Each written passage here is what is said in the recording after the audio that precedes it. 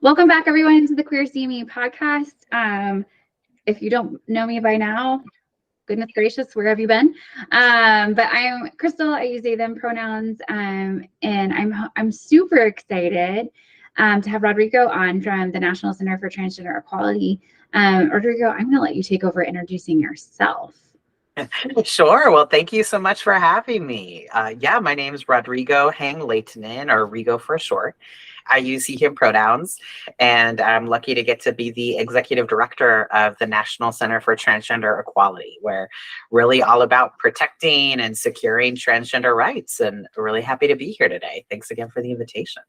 Yes. And before we dive into like what NCTE is, what they do, and how that relates to the work of our target audience, who is primarily clinicians, prescribers, I always like to take a moment to pause to allow our guests to share any identities, intersectional identities they would like to share for our audience. I do specifically try to raise up voices with lived experience here. And if you don't want to share your identities, that is also great. You get to say that too. So whatever feels best for you. Sure, no problem. Well, yeah, I am Cuban American. My mom's side of the family is from Cuba originally. My dad's side's American, and I was born and raised in Miami, Florida. I don't live there anymore, but I still have a 305 cell phone number, and I'll never let it go. So lots of Miami pride. And I'm a transgender man, so that means I was raised as a girl, but later found out that was not for me. So live openly as a transgender man now. Wrong. Awesome. Amazing. I grew up in Tallahassee, Florida, and also have an 850 area code that is apparently never going away. There we go. Thank you so much for sharing that. So yeah, let's talk about for our primary audience, who we do totally have lots of allied healthcare providers as far as mental health clinicians, physical therapists, occupational therapists, but our primary target audience is hormone prescribers, right? So nurse practitioners, PAs, physicians, all in all different specialties and fields doing gender affirming healthcare. And what do you think they need to know about NCTE, which I'm going to shorten National Center for Transgender Equality to NCTE during this entire podcast. So just like everyone get that in your brain.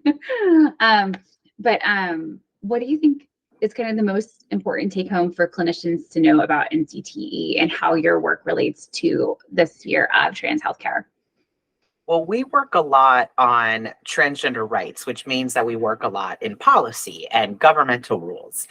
And that might sound like it doesn't have anything to do with the everyday practice of medicine, but unfortunately, in today's political climate, it does.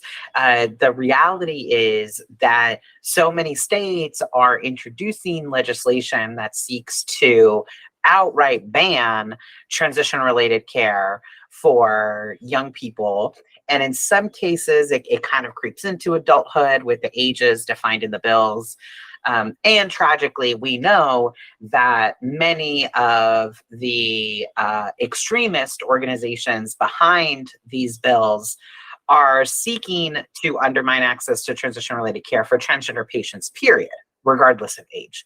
So in your capacity as a clinician or a provider of any kind in the healthcare space, this healthcare treatment, this evidence-based healthcare treatment that you're providing is unfortunately under political attack and really subject to this government overreach. So NCTE can always be a resource if there are issues with, if you need to know, for example, what is the state of play in your state, in the state where you practice? It can be weirdly confusing to find that out, because many of the bills that did pass to ban access to transition-related care of some form or fashion now are being blocked in the courts, which is fantastic, because judges are increasingly finding that this is discriminatory, that you cannot, the government cannot allow healthcare treatment to be provided or a certain medication to be prescribed to one patient, but outright ban it for another patient, simply because of who that patient is. That is discrimination on its face. So all that to say that it can be understandably confusing to know the current state of play in the state where you are practicing or the state that your patients are from. So NCTE can always be a resource if you need to know your rights and you need to know what is the policy landscape that your healthcare practice is having to navigate. Yeah, so it sounds like for any of our prescribing clinicians or mental health clinicians even, NCTE is a great resource for you to learn more about what is currently like quote unquote legal in your state and within the scope of your practice. I'm going to put that legal in air quotes because we know these state-based laws are unconstitutional in violation of the 14th Amendment. We know they violate Section 1557 of the Affordable Care Act, which is that discrimination clause that Rodrigo was just talking about. Also violate Title IX and probably the Bostock ruling of the Supreme Court, which was primarily focused on employment, but we all think it's going to have implications for healthcare. And like federally, like we are still expected to provide this care. Right, as clinicians, and federally aside, ethically, we are still expected to provide this care as clinicians. Like we took oaths to do no harm.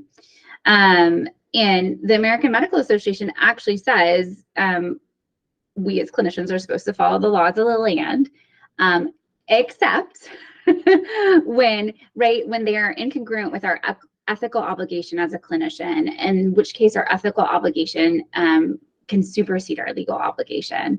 And so I always like to frame the question to clinicians who have backed away from doing this work. And don't get me wrong, I understand it's a really scary time, y'all. And like, if this question makes you uncomfortable, I ask you to pause and sit with that discomfort and not immediately jump to a place of defensiveness. Like these are questions we're all facing and dealing with. And I'm here with you in the same boat. But if we were talking about the treatment of breast cancer and not gender affirming care, and we had as much evidence as we have for gender affirming care as we do for the treatment for breast cancer, and your state outlawed it, would you still prescribe it to someone who had breast cancer? Right? And if so, why are you not taking care of trans people right now? Why is it okay to exclude medically necessary, life-saving, evidence-based care because someone is trans instead of having breast cancer? And so I think NCTE can help you understand what some of the state laws are saying to you, which is really, really useful because whether you're going to choose to follow your state laws or not, whether you're going to choose to continue to meet your ethical obligations as a clinician or not, understanding what choices you're making and what the potential consequences are to you is really important, right? If we're not going to back away from this work, knowing what we're risking and then maybe taking some actions to protect it as much as possible can help us move forward doing this work in a way that feels as safe as possible for us or for our families, right? Like my family and I sat down and had a conversation about like, how are we going to protect our home? How am I going to continue to contribute to our mortgage? Like, you know, how do we keep our house out of like the hands of Florida, the state of Florida, if they decide to like prosecute me for like criminal, whatever, you know? And so NCTE can be a resource in helping you just understand those policy pieces and those legal pieces. And then you will need to find an attorney to give you actual legal advice. NCTE can't give you actual legal advice. So a phenomenal resource there. How else do you see like clinicians utilizing your services and support? Well, there's two things. One is that was such a powerful example you gave about, you know, different kinds of healthcare a patient might need. And what are these judgments we're making as a society about what is important and what isn't? One thing to explain a little more, as you mentioned, federal law. So for anyone who's not already aware, Section 1557 of the Affordable Care Act that you mentioned says that you cannot, a health insurance company, a provider, et cetera, no one in the healthcare field can discriminate on the basis of sex. That is what the letter of the law says. And sex has been litigated to it's been determined that that includes gender identity. And so the reason I'm spelling that out is because it means that if you, let's say you have two patients, the Affordable Care Act says that a doctor can't say, I'll treat you, but not you. Just because one person is trans and the other one is not. You can't make these kinds of decisions about who you include and exclude or how you treat somebody just because of the demographics of the patient, and that includes the patient's gender identity. Right now is a really, really difficult moment for healthcare providers because of this seeming contradiction between some state and federal law. So I have a lot of compassion for the hard choices that anyone in this field is having to make. And yeah, I'm not an attorney. I can't give legal advice, but to the extent that it is any reassurance at all, I'll lift up that the federal government has been steadfast in defending Section 57 of the Affordable Care Act. And time again, it has been tested and borne out on consistently on the side of you have to treat transgender patients with the same level of care and following the standards of care that you would for anyone else. So the federal government has been really stepping up here when it comes to this issue. And the second thing I would say about how else NCTE can support is we have a lot of resources on our website about the basic bread and butter fundamentals of what it means to be transgender. You know, this feels like a new topic to a lot of people. The transgender people have always been around, but for many generations, we had to hide because of safety and security. So this is, it can feel like now all of a sudden there's all these transgender patients coming out of the woodwork. And really it's just because more of us are comfortable coming out now instead of having to hide. But, you know, I understand that it can feel new, and it's totally relatable to have a lot of questions and feel like, well, I'm in over my head. So it's okay to have those questions. The NCTE website is filled with resources that go into what exactly does it mean to be transgender? What does non-binary mean? How can I interact with the trans and non-binary people in my life in a better way? And a lot of these translate really, really readily to the healthcare field. So really encourage you to check that out. Even if you feel like you're pretty up to speed on these issues because you listen to podcasts like these, it can equip you with language to help your colleagues who maybe aren't so up to speed. If you find yourself having to explain what transgender even means, this website could help you out. So check it out at transequality.org. Since we are highlighting your website, if you happen to be watching us on YouTube, you'll be able to see. I'm going to screen share. I use the NCTE website all of the time in my practice, like in my daily practice in clinic. We've been talking about like resources for clinicians, but one of the primary resources I use both for myself and for my patients is actually the ID Document Center, which is under the self-help guides. If you pop down to the ID Document Center, and then you just pick your state, or if you're looking at federal documents. And it just goes over kind of the components of legal transition in that state. And so it's really my go-to resource for legal transition information. It's always my starting point. And I find that super, super helpful. The other one for practicing clinicians and for patients, I think under the self-help guide, the healthcare coverage stuff. So for patients trying to understand which healthcare plan should I get, or what is covered, or if they're thinking about moving states and might be exploring state Medicaid coverage, all of that kind of stuff, the healthcare coverage guide can be really, really useful and beneficial there as well. And so highly, highly recommend all of those resources. And then they have some letter templates for healthcare providers as well, already available on the website. So if you haven't checked out the NCTE website, highly, highly recommend. And then I do want to circle back to this onslaught of anti-trans legislation that we're seeing. Definitely want to plug NCTE's ongoing regular work and resources, like we just did, but really want to take some time to focus on, where do you think this is coming from? What do you think is going on? Can you help us as healthcare clinicians kind of understand the bigger picture? Absolutely. We have seen over 500 anti-LGBT bills introduced in state legislatures this year, the overwhelming majority of which squarely focus on transgender people in particular. And even most of those focus in on transgender youth. Um, you know, and that 500 number, I want to put that into context, because if you don't normally follow state legislation, which is normal to not follow state legislation, then you're kind of like, well, what does that mean? Well, in prior years, we would face maybe a couple dozen anti-LGBT bills, and that was a busy season.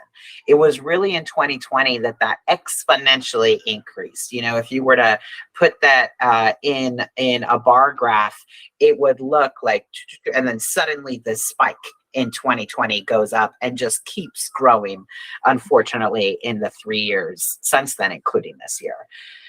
Now, why do we see these state bills spreading like wildfire? It's because progress comes with backlash. I mean, that is not unique to transgender people. That's just how social movements work in the United States and much around the world. Progress comes with backlash. So weirdly, I really think that this sudden increase in anti-trans bills is a testament to our power. It's that we're winning in the long run, and that has gotten some people really scared and upset. I mean, in just the last 20 years or so, we suddenly saw this increase in, well, we led this increase in transgender visibility. You know, 20 years ago, most Americans didn't know what the word transgender meant, had a lot of misconceptions. If they knew anything about us at all, it was lies and myths and nasty stereotypes. Now we're seeing more and more people be supportive of their transgender neighbors. So there's all this positive because we have more visibility and more of us are coming out. And so there's been a lot of positive. Unfortunately, that progress then galvanizes some ideologically anti-transgender people. So yeah, most of the American public is becoming more and more accepting, but there's a tiny minority that isn't, and they are loud and they are upset that they are losing their power, and they are lashing out. So, and they are behind these anti-transgender state bills. I mean, it has been proven that that there are coordinated efforts behind these anti-trans bills. There are national anti-transgender organizations with budgets exponentially larger than NCTE's who are floating these bills around. They're DC based, and they are literally getting on planes and going to states like Kansas and Nebraska and Oklahoma and going, hey, state legislators, why don't you introduce this attack on transgender healthcare? So just to say, overall, the public is becoming more and more supportive of transgender people. And it's just a tiny minority that's upset about that. And unfortunately, they got a lot of cash and they got a lot of resources, and they are trying to orchestrate this backlash. But I am confident we will come out the other side. I think this is a temporary issue. It's important because lives are on the line, but it is a testament to our strength. Yeah. Yeah. And I think I really just want to emphasize what Rigo is saying about kind of the exponential increase, because since 2020, each year has been record breaking, right? Like 2020, we saw more anti-LGBTQ legislation than we had seen in like the previous 3 years combined, I want to say. And then that has continued to be true every year. Right. And so we saw more anti-LGBTQ legislation proposed this year than the preceding, I want to say 2 or 3 years, when those when those years had been years where we had seen more than ever previously proposed as well. And so it is just this like ridiculous spike that we have been seeing.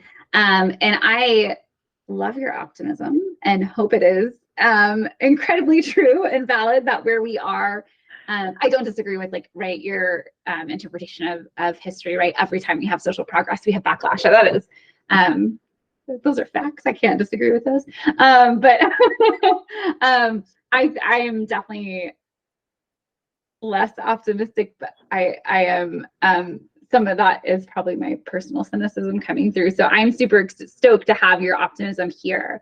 I'm also really interested in how you think, gosh, I have so many questions, but let's start with who you think is most affected by the rise in anti-trans legislation. Like, who do we see kind of carrying the brunt of this attack? Well, first of all, I completely understand anyone who doesn't share my optimism. This is a really hard moment, and the stakes are only getting higher and higher. So I think it's really valid to be deeply worried, and I'm worried too.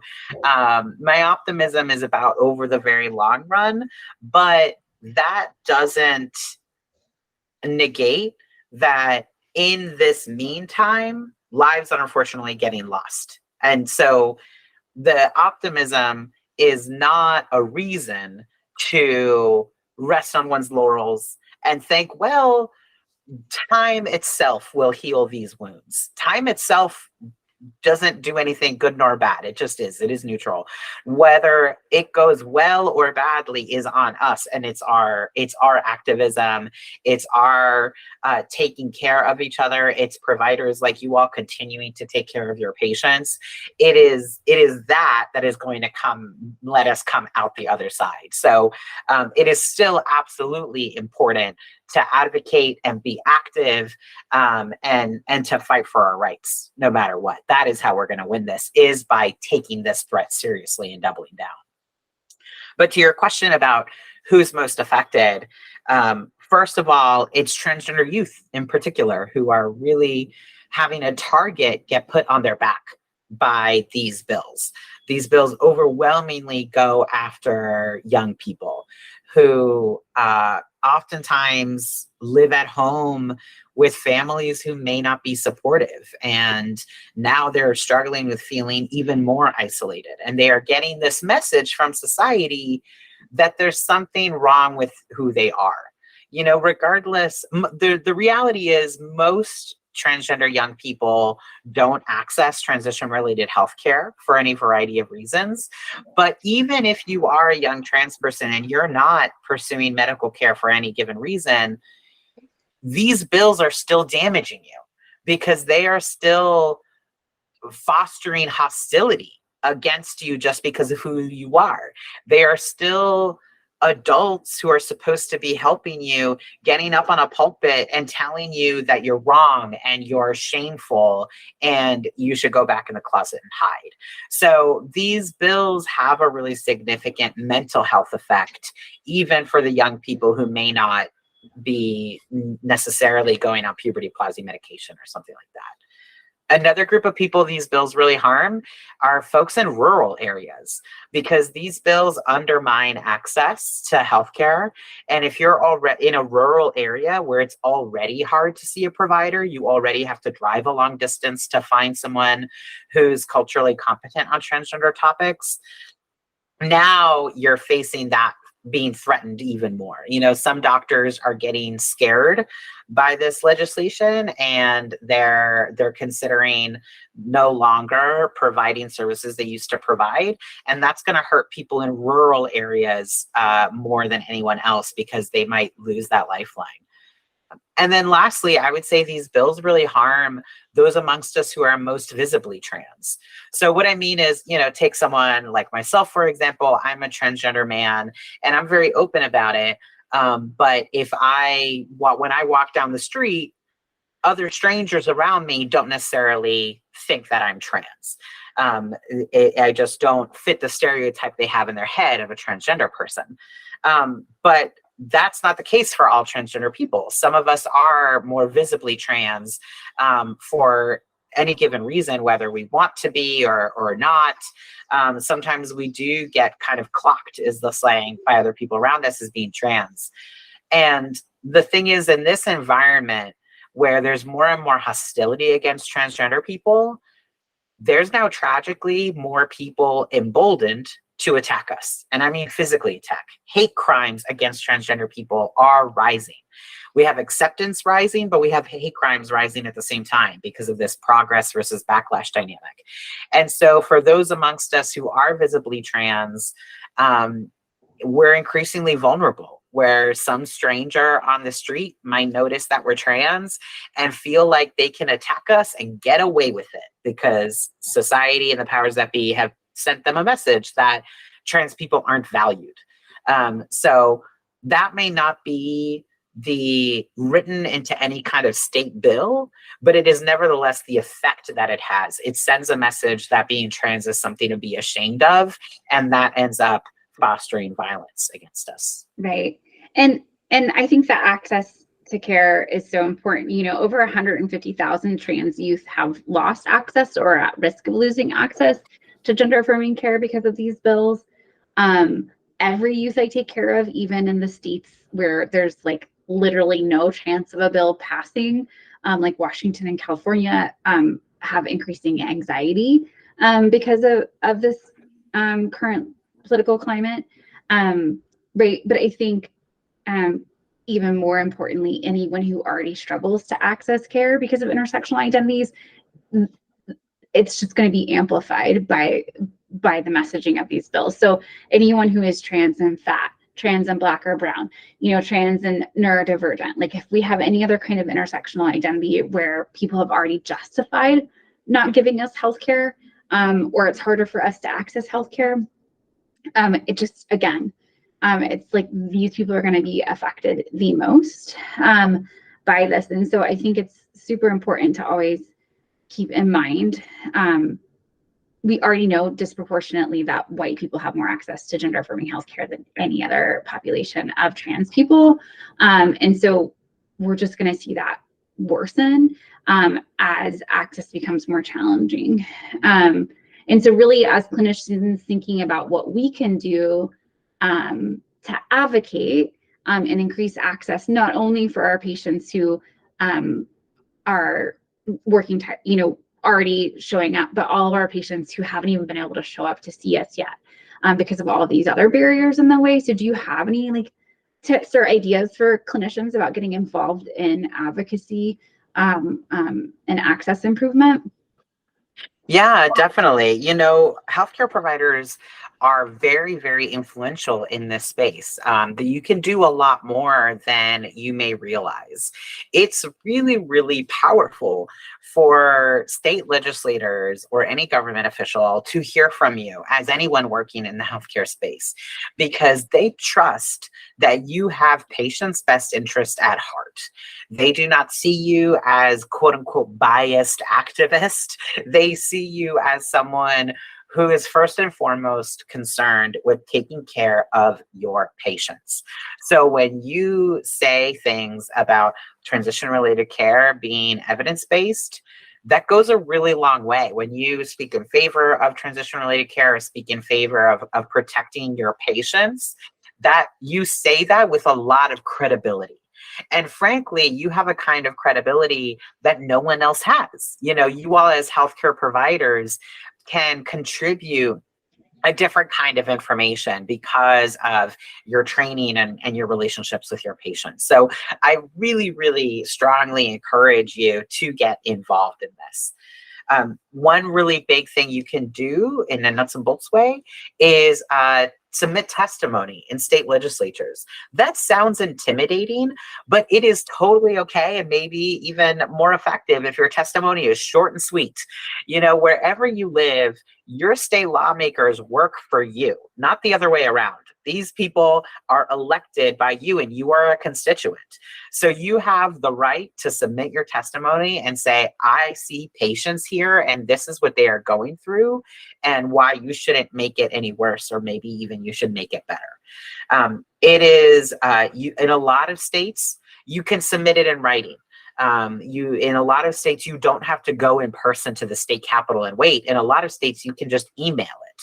So, and it's different in every state, but you can check out NCTE's website. So again, it's transequality.org, and we have a thing called the State Action Center, and you can find your state and see if something is moving, any kind of legislation is moving right now.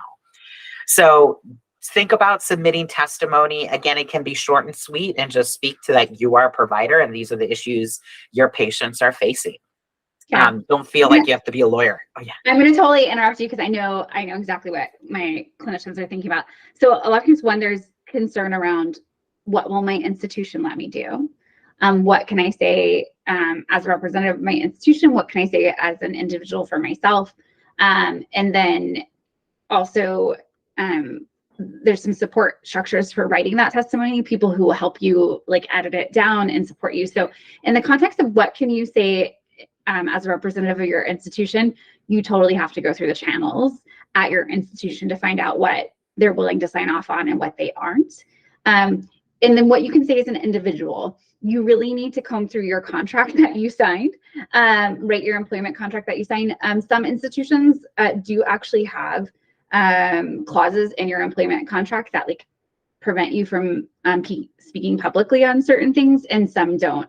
And it is totally worth, if you have any fear or concern around that, it's totally worth trying to find a lawyer to weigh in on that for you. The Legal Defense Fund is an organization that typically works with in the abortion field, but they have expanded their free legal support to gender affirming care providers. So you could reach out to them to find an attorney who would help you pro bono interpret that contract, so that you can have clarity on what you can and cannot say and how you need to frame it. So very often when we're speaking as individual clinicians, we'll say like, Dr. Crystal Beal, board certified in family medicine, and I will not claim any affiliation with any institution, right? I don't say I'm representing QueerDoc. I don't say I work at QueerDoc. I don't say I'm an instructor with the University of Washington. Like, right, all of that I leave off when I'm doing legislative testimony. Not necessarily me, because I own my institution, so I can say where I'm from, but like all the other affiliations I have leave off, right? And so just getting clarity on, I highly encourage you as clinicians, get that clarity. Don't let the like, I'm not sure what I can say prevent you from saying things, because your voice does matter. What Rico is saying is so untrue. And like, while I go and speak at many of these all around the state, or all around the country, I don't have as much of a voice in places where I'm not a constituent. They still think of me as an expert witness, and they're still interested in what I have to say, but I don't vote for them, so they're less motivated by what I have to say. And so it's so important for you to get that clarity so you can speak to your own elected officials. And then certain organizations, I don't know if NCTE ever does any of this, but you know, the PACT Coalition is Whitman Walker, GLAMA, and Trans Health, and they're doing lots of training for clinicians on how to do legislative advocacy. So plugging in with them and getting more training. Members of the PACT Coalition will review your written testimony and help you edit it down so you can feel confident in what you're saying. Also, a lot of times some of your local advocacy groups are going to like be leading an advocacy charge, maybe we could say, right? And so they can help keep you on message. They can help keep your message really like building the bigger picture that they want to build. And so like here in Washington, I've worked a lot with Legal Voice, right, which is a lot of Pacific Northwest stuff. And so plugging into your local on the ground organization. And if you don't know who that is, touching base with NCTE, Equality Federation, ACLU, they can help point you to some of the local players who can help you with that as well. The nice thing too, when you plug in with some of those organizations, verbal testimony is really, really helpful as well. Right, written testimony is a phenomenal way to get your feet wet, and also a great thing to do when you don't have time to do verbal testimony. But I know like when I plugged in and done verbal testimony, I've always plugged in with someone on the ground, some on the ground organization organizing it. So I'm not waiting for 4 hours for my spot to testify, right? Someone is texting me 3 minutes before I come on. I come on, I do my 3-minute testimony, and I'm off. Right, so it really takes 5-10 minutes out of my day, as opposed to a whole day listening to like the vitriol. And for clinicians, I think that makes it super accessible for your schedule. And most of the time we do have a lot of freedom to say a lot separate from our institution. And so that would be the thing I would really encourage you to do, is get clarity on that, and then start doing advocacy with clarity on that. And I would also, just circling back to what Rico said earlier about discrimination, if your institution has stopped you from providing gender affirming care because of fear of some of these laws or because of some of these laws, if they are continuing to provide gender affirming care to anyone else, like cis people taking hormone replacement therapy, you need to challenge that internally, right? Because that is flat out discrimination. It's in violation of Section 1557 of the Affordable Care Act. Your institution probably does take federal funding for healthcare. And so one, you should file a complaint with the Office of Civil Rights to report them. And two, ask them, you know, if we're doing this for cis people, why are we not doing this for trans people? And if we're not doing this for trans people, why are we doing this for cis people? Really like ramp up the discomfort level in your institution, because these are like, I know it's scary and I know you don't want to lose your job, and everyone has to make the choice that they have to make that fits for them. But like, I'm a big fan of shaking the shame finger at people, right? Because I do think shame can be like a useless emotion individually, but can really drive social change. And I think it's really pertinent and relevant to ask the hard questions, like, oh, well, if I can't prescribe testosterone to my trans patients, then I obviously can't prescribe it to my cis patients either. And this is making you how much money as an institution? Because one of the common complaints institutions have is trans patients are such a small percentage of their patient population that it doesn't affect, right? Like that doing this work doesn't improve their bottom line. And so they're not fiscally motivated to do this work. And so again, if we can't provide gender affirming care to trans people, we can't provide it to cis people either. And secondly, that bottom line has changed significantly.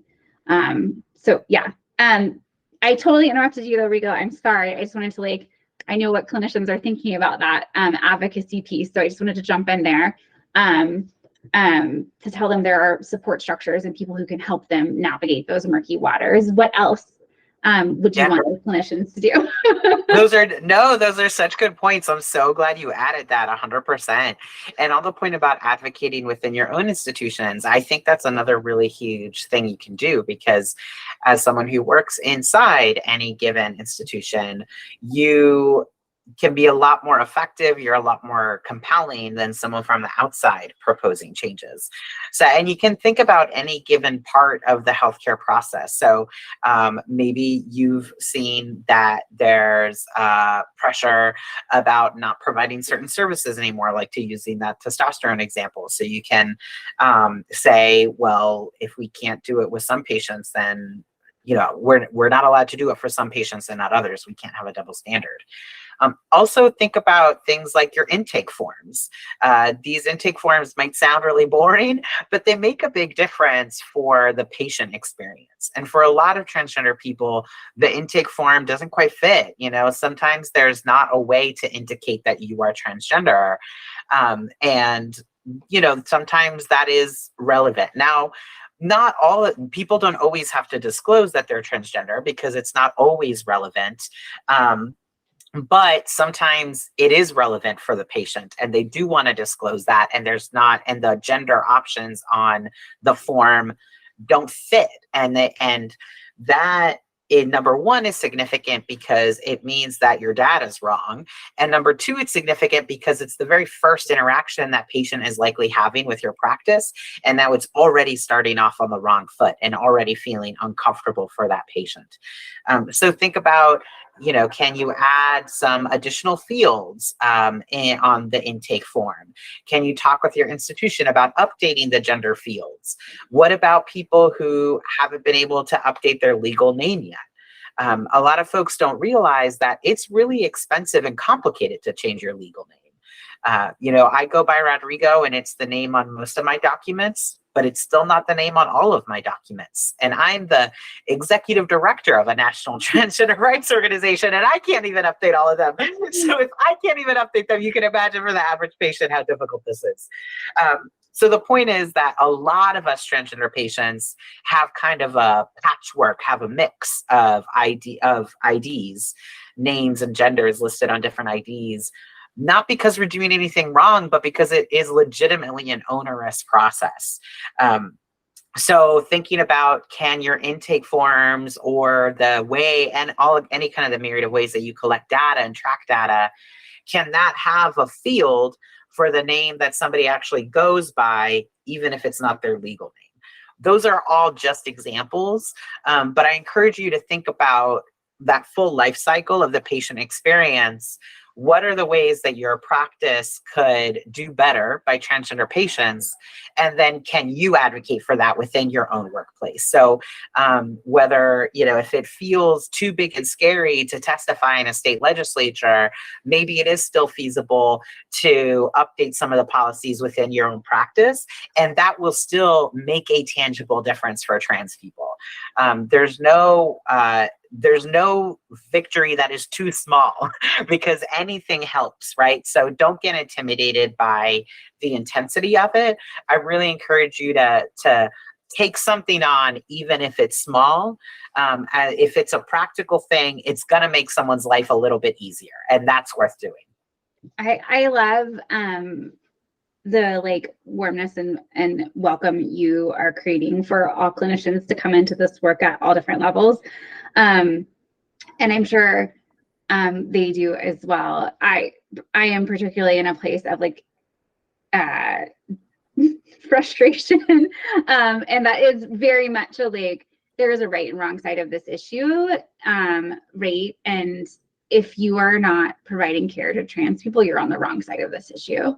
And I think that can be really off-putting for a lot of people. So I really like that you're here to create a safer space for people to move into this work in a way that feels accessible for them. I also would love to hear, as we're kind of winding down, and we do have a hard stop today, which is a bummer because I could ask you 1,000 more questions. But where do you think we're headed next with the legislative advocacy access picture? Where do we go from here with these over five? I think I've even heard over 600 bills proposed in 2023. So what's next? Well, transition-related care is unfortunately going to continue to be in the hot seat. About 20 states have banned transition-related healthcare in some dimension or another. Now, again, most of those have been struck down by the courts because it is outright discrimination. So the 20 states that passed the bill, it's a much shorter and smaller list where those bans are actually still standing. But unfortunately, I think our opposition is going to continue to push on transition-related care. They're going to keep trying to spread this misinformation. It is vital that we give the truth a chance to compete, by which I mean, to your point, there is a right and wrong side of this issue in that all of the evidence clearly shows that transition-related healthcare is vital healthcare. It is part of a lot of patients' primary care. And when people who need this care get it, their health outcomes are better. When people who need this care don't get it, their health outcomes are worse. The science is clear. But a lot of the American public, including the lawmakers, don't know that science. So instead, they are being fed a lot of myths and misinformation by people who are ideologically driven to attack transgender people. So it's on us to put the truth out there and make sure that the truth and the facts get enough attention as the lies at the very least. And I'm confident that when we do get the truth out there and give it a chance to compete, that people do come to our side, because I've seen it happen with state legislators who started thinking that all of these lies about transition-related healthcare, and when they actually got to know us as transgender people, they changed their minds. So we can win this, but we only win it if all of us speak up and speak loudly and speak up consistently about the fact that the American Medical Association supports this. The American Academy of Pediatrics support this. There's decades-long research. It's been fully vetted, and the science is clear. We have to really put that out there. Yeah, and I think for clinicians, one of my favorite resources, sorry, I'm going to plug a not NCTE resource, for you to learn the counter arguments that the opposition is often bringing to the table, and then the science and rebuttal we have for those. Science-Based Medicine is actually a somewhat conservative blog, educational blog. And AJ Eckhart and a couple of co-authors wrote two phenomenal pieces. Gender Affirming Care is Evidence-Based Part 1 and 2, that just break down like every counter argument that is like most commonly brought up against gender affirming care. That like statistic that over 80% of trans kids grow into cis adults, right? That is so often quoted, that comes out of 4 studies that are over 10 years old using diagnostic criteria we no longer use in this field, right? Every one of those pieces of misinformation is like cataloged and countered in those blogs. And so with citations and references and resources. So highly recommend, if you're hearing some of the misinformation and starting to question the science, this is a phenomenal place to go and get the sources from both sides, and then do your own critical reasoning and thinking. Because I'm pretty confident that it's going to land on the side of like, this is evidence-based medical care. But I highly encourage critical thinking. I think when we apply critical thinking, that's what we paid so many thousands and thousands of dollars to our medical training for. So please go and do that. But I highly encourage the use of that resource just to educate yourself, and to have resources when you're asked these questions, right? When these counterpoints are brought up. And I just think Rico's right. Like, this issue probably isn't going away anytime soon. We've seen what's happened with abortion rights. And unfortunately, the people who are leading the charge in anti-trans healthcare like had 30 years, 50 years, God, Roe was in the 70s. We're getting old. Had like 50 years to perfect that playbook, right? To get anti-LGBTQ, anti-abortion legislation in place. They've had 50 years to trial and error and practice that. And now they've actually found, a methodology that works in the field of abortion care. And they are literally taking that same methodology and just erasing abortion and putting in gender affirming care. And so this isn't going to go away.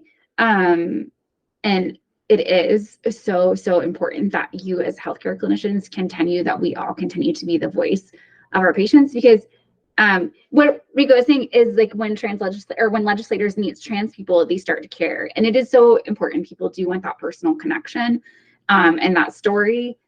But like, you as the clinician have the power to share hundreds of stories because you've seen hundreds of patients, and you have the power to share it with it being less traumatic for you than it is for an individual trans person to have to go and justify their existence to a state legislator. And so I just highly encourage you to keep doing that. And if you need any of these resources, reaching out to NCTE, feel free to reach out to me. I can help connect you with PACT, or the Legal Defense Fund, or any of these other random potpourri of resources we've mentioned. Any closing thoughts, Rico, you have for our clinicians? Well, I just want to thank everybody for continuing to provide this care and standing up for your patients. I mean, I know it is not easy to feel like your job is in jeopardy, and it's really scary. But your patients are counting on you. And transgender people really need this. So I just appreciate everybody sticking with it and trying to figure out how you can get more involved, and how you can support your patients even better. But definitely don't struggle with this alone. Reach out, all the resources that Crystal mentioned, and then NCTE's website and everything, I guarantee you, other people have been facing these same kinds of questions and grappling with the same issues. So there's no reason to feel isolated. Your patients shouldn't feel isolated, but you shouldn't feel isolated either. So reach out to NCTE, reach out to GLAMA, all of these institutions are here to help. Amazing. Thank you so much for your time. I'm super thrilled to have you on.